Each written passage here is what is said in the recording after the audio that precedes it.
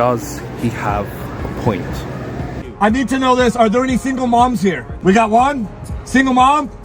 Okay, I got a present for you. Single mom gets a present. Here's the thing. The hardest job in the world is being a single mom. No hyperbole. I was raised by a single mom. I know how hard this can be. So I got $1,000 for you. During Christmas, put down the phones. Connect with your family, right? Connect with your loved ones. Look them in the eye. Laugh and share that love with each other.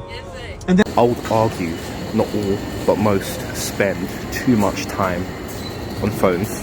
I would argue not all, but most spend too much time on tablets. I would argue not all, but most spend too much time on laptops.